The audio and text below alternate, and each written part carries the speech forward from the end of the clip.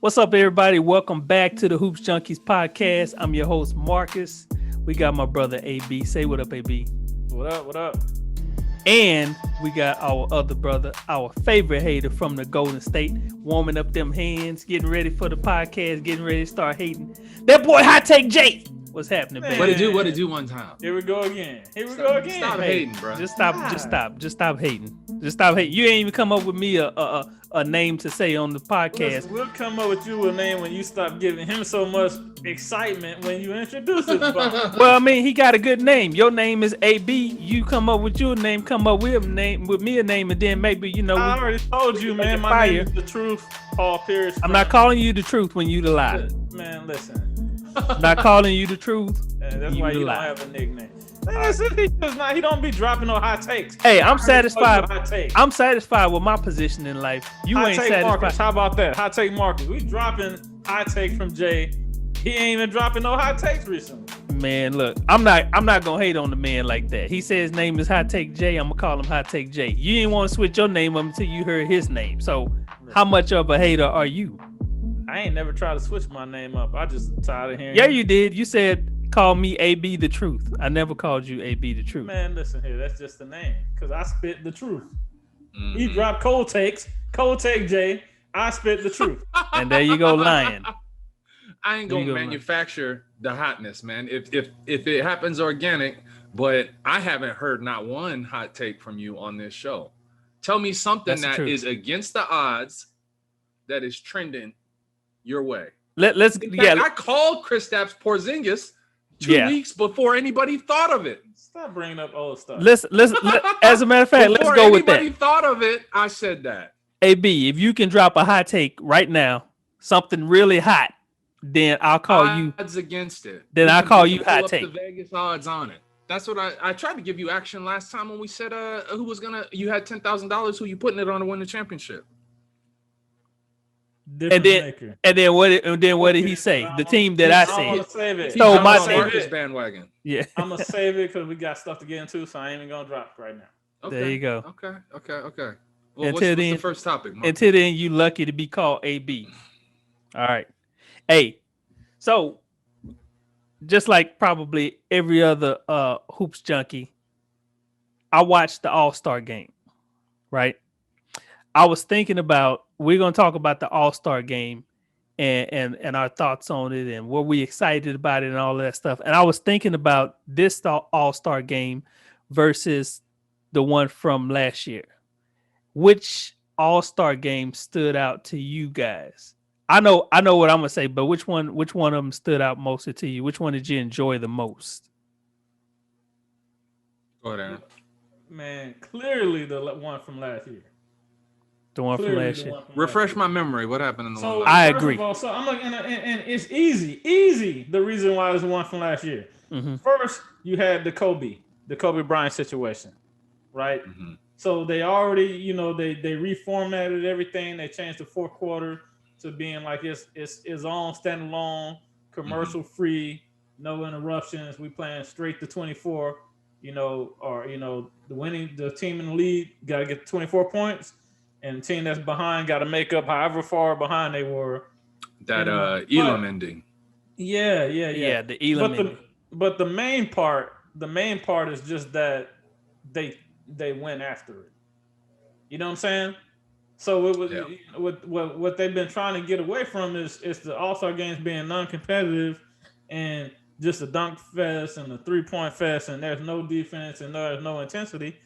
So and last year, at the end of the game, that fourth quarter, they tried. They were out there really competing. I ain't gonna say it was playoff level. It was emotional. It was emotional. Yeah, emotional, and they were competing. This year, man, but I don't want to say it's because a couple reasons. They didn't want to be there. First of all, you had people, LeBron, Kawhi, Harden, all of them saying we didn't want to go.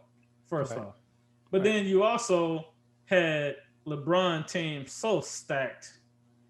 When we saw that team, I think everybody knew who had the better team.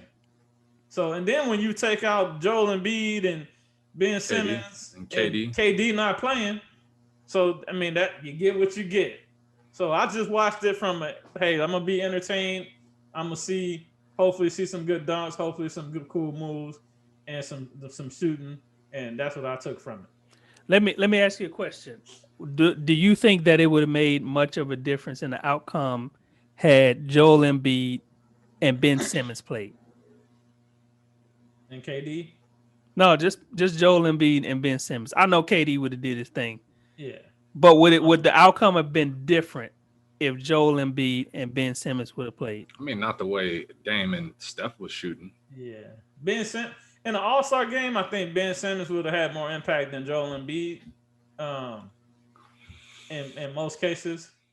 Maybe Giannis don't go perfect from the field. But nah, man, when Steph and Dame is pulling up from half court and turning around before the ball drop in the net. Let me interject. You call me out, been cold take Jay lately, but let me let's count that, that Kobe energy last year where people were competitive. And I tuned in after the fact. I watched it 24 hours later because people hyped it up. Mm-hmm. I haven't actually watched an All-Star game in like 8 to 10 years. I watch the 3-point contest religiously.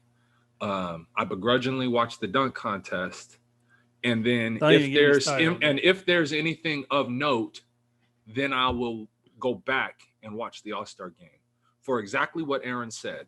Now, anybody who wants to have me be a self-proclaimed hoop junkie and then say you don't even watch the All-Star game, I'll say that I can name really contracts. What's that? Exactly. It ain't really hoops. Exactly. Yeah. And it's like we can talk about aptitude contracts, understanding the game and all these other nuances, but it doesn't do no good for me to watch the game. It's trash. And what they should do is find some other way to celebrate these players. They didn't actually want to play. I'm not tired of watching players like Giannis go 16 for 16, and then they show a recap of all his plays, and he didn't do nothing. Hold on. Let me go in on somebody real quick. So I'm casually listening today to what is it, First Things First this morning.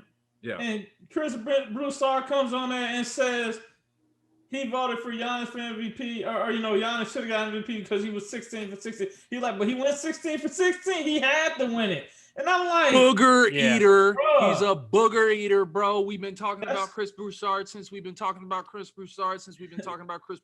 That's like when he booger said, eater. That's like when he was like, well, I had to give Russ the MVP. He averaged a triple-double. And then when he averaged a triple-double the next 2 years, he can't finish in the top 5. It's like he can't get in the All-Star game. Yeah, you cannot tell me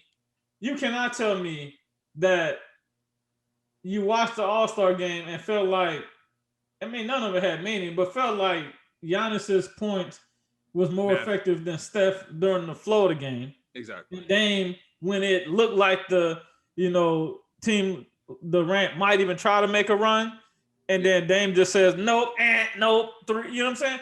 And it's like Giannis dunked 15 times. No, wait, my bad. He dunked 13 times, and he hit 2 threes off of the backboard. That was luck. And he hit 1 3 from the corner. That was a switch. But the dunks is no one's playing defense.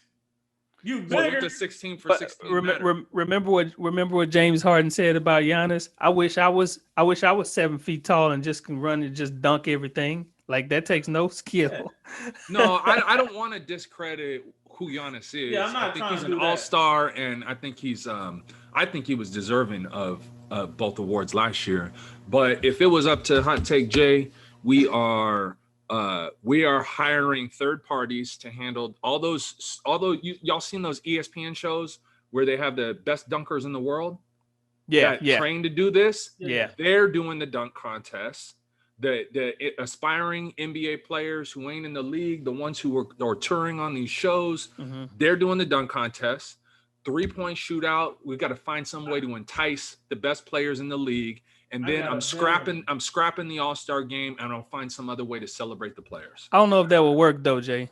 I don't know if the hear me out. Game is trash. Hear me out. With the dunk contest thing, like, okay, these guys that you're talking about, you could go see them on YouTube doing their dunks and stuff like that. And I'm not hating on like them dudes. They can go and they a can lot go. of times they're better than the NBA players. They doing are. it. But if you make it a part of the NBA celebration, hang on. Like I got like 2 minutes of talk time here, y'all. All right. So, but my thing is, what I'm getting at is when these like people want to see the NBA players dunk, and part of and this dunk contest was not really exciting, and a big part of it is because nobody cares about the guys that were dunking. Like you wanted to see some of the fan favorites like Zach LaVine and I know they couldn't participate in it because of the how the format was, but nobody cared about those guys that were dunking. I think I heard on a radio show one of the dudes that was in the dunk contest never even dunked in the NBA game because he don't even play, and you in the dunk contest participating in the dunk contest. It's like right now you don't have that credibility, you don't have that name that attracts people to want to see you. And so that's my point that I wanted to make about it. That's why I say I don't think what I would do though is I would take Jay's idea, and what I think would be good is if you brought some of those guys and had them compete against the actual NBA players that wanted. That'll make I don't have incentive. Yes. You know what I'm saying? Because they don't want to get shown up by nobody, right? Yeah, I got to bring I got to come out here with some stuff, man. And then not only that, so Marcus, you can't. These dudes are millionaires, right? Zach LaVine's contract is over $20 million a year.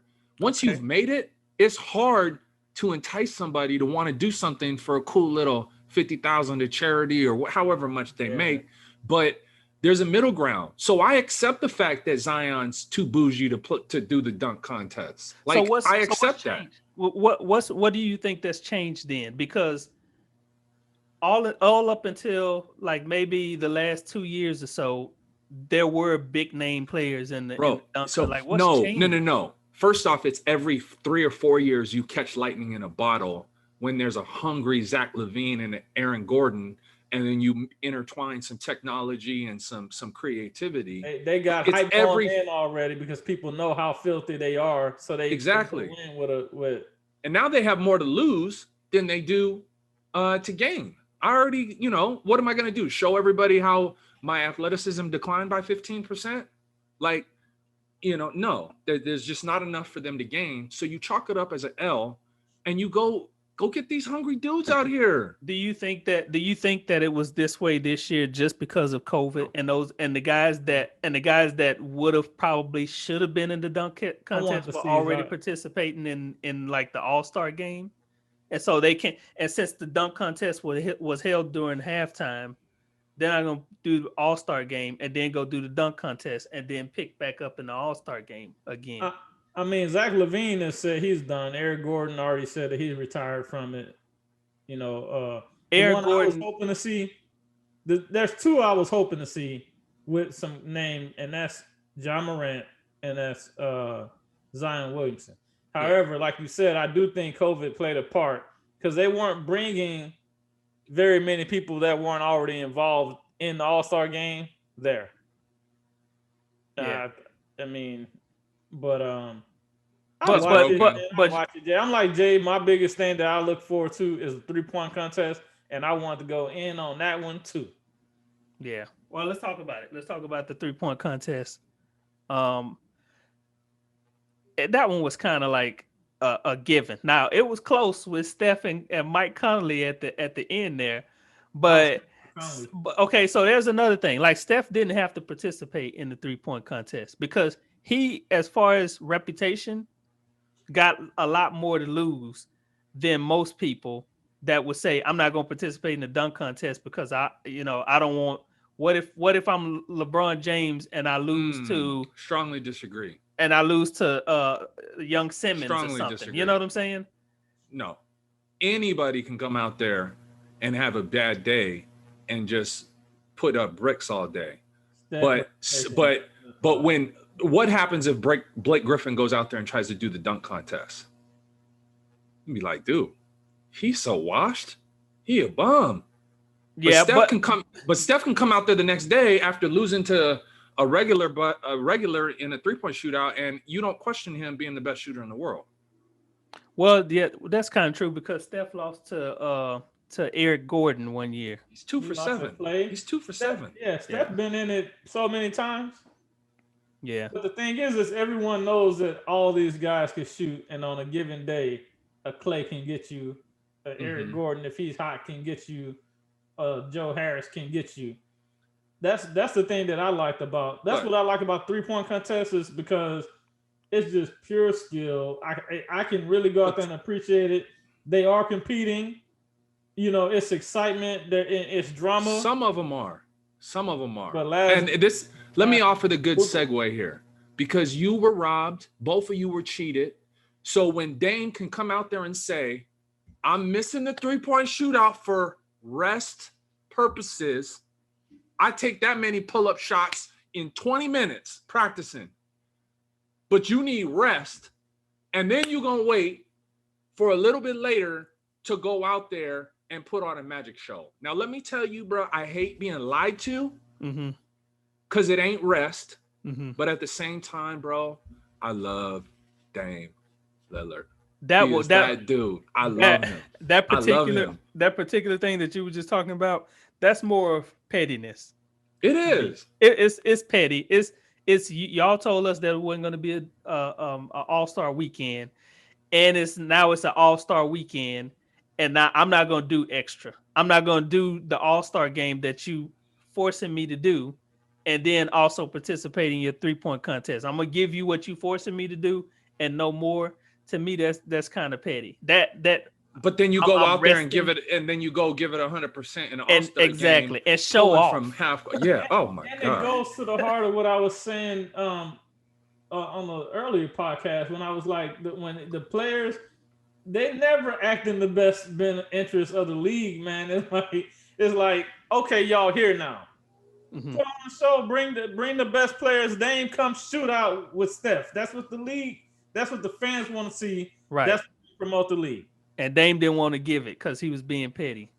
I don't know what his reason was. Let me take it back. I read something over the weekend that in the past 18 months, I believe it is, that Dame then lost all these people close to him, tragically, like saying dying or whatever. And then like one happened last week, I believe, like one or two of two people close in his circle that was killed in the last 2 weeks.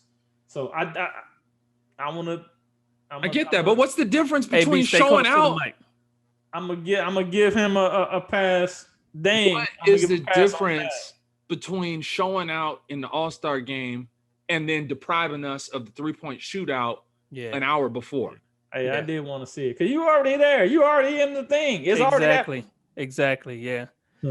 But okay, so that game, brother. So Jason, you talking about like the difference between a Steph Curry half-court shot and the Dame Lillard half-court shot, bro. And I know what you're talking about. It's so much effort. It's so much so less effort coming from Dame Lillard to shoot that half-court shot than with Steph Curry. Well, he's got him by about 3 or 4 feet, but Dame. So the degree of difficulty is both off the charts. And side note, I can't stand when I listen to somebody like Skip Bayless talk about, oh, he's 2% less than his career average, and is he really killing? Come on, man. Ask the people that's trying to guard him. All 3-pointers are not created equal, and the degree of difficulty for what these brothers are doing is off the charts, man, off the charts. And Dame, going back to that shot over PG, to watching him a step behind the half-court line not compromise his form. His form was like, you could tell he put a little extra on it. Aaron, I know you know what I'm talking about. I know. I was getting ready to say, I think the difference is beautiful.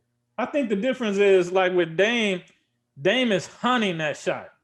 He's hunting for that shot, and whereas Steph will do it, but Steph doing that is more in the flow of it's a heat check. it's a heat check. It's for Steph Curry. It's like I'm demoralizing you now. It's a heat check, and it's also we're up. We got you down, and this is the barrier. This warrior centric. Let's spread it out. But when it's hot, give me the rock. Dame is like, I'm the bread and butter. I'm the backbone. Give me this rock. Oh, you're gonna disrespect me? I'm gonna pull from here, player. Okay, so that goes back to remember the one time where I said Dame Lillard brought up that he may add that long range shot like more often. And to be honest with you, I see Dame hit that shot more often than he misses it when he takes it, which is crazy too. But and then y'all said, no, I don't think he should do that. And Paul George, when Paul George, I'll have to play the audio for you again. I'll play it when I release it. But yeah, I brought that up before because it was like one of those take it or leave it segments. No, I remember it. It was when we had your boy on. Yeah. It was even before that. I wasn't just talking about Dame though. I was saying in general, is this going to be a more prevalent shot? No, Dame is the one who said. Dame is the one who made the statement though. He said, "Yeah, I think I might add it." It's not out of the question. Yeah, but people graduating to that level, the masses, everybody else, how prevalent it is, that is a different story. Dame, green light, green light, green light, green light. Yeah. When you're at the level that Dame and Steph is, do what you want, coach. Go sit down. We got it. Yeah. Hey, but in general, I still say that it should be reserved for specific situations and moments, and not just something that I want you doing in the middle of the game because there's no reason to. I don't know. If Dame is on my team, Dame got the green light to shoot that ball. Well, you got to think about it though too. Is that's a whole different kind of rebound. And a whole different kind of flow when you miss. So I don't know. Maybe there's pros and cons to it, but it's special case. Yeah. I've seen him miss it a lot too. So even Paul George said, "Hey, I said it wasn't no good shot." He's like, "That's a great shot." In the moment. But listen, I got a question for y'all real quick. What so you said what's the difference between Steph and Dame? I honestly think the biggest difference between Steph and Dame is that Steph keeps that same danger on the ball or off it. Yep. Whereas Dame, I have more fear of Dame when he got the ball in his hands. When he's bringing the ball up towards half court. How much of that is his fault? And Aaron, this is the trade that needs to happen the most in the NBA. I've seen in 5+ years. Is that trade of CJ McCollum and Robert Covington for Ben Simmons. Like that trade needs to happen so bad for both teams. And what Ben Simmons would do more for Dame than Draymond does for Steph. I think we jumping too early to the we gotta like I'm not talking trade. I wouldn't disagree with you, Jay. I would think that if that was to happen, it probably would need a whole coaching change. Dame has been in that place for so long and going about things a certain way for so long. It'd be really hard to be like we taking the ball out your hands and the whole offense is changing. 6 to 9 months, and you can have the best of both worlds. I ain't gonna disagree with you. That'll work. I think it'll work. Thank you for watching the Hoopz Junkiez Podcast. If you enjoyed the video, make sure that you like, subscribe, and comment down below. Also, if you want to check out a few more clips, make sure that you hit the bell notification so that you're alerted whenever we post a new video.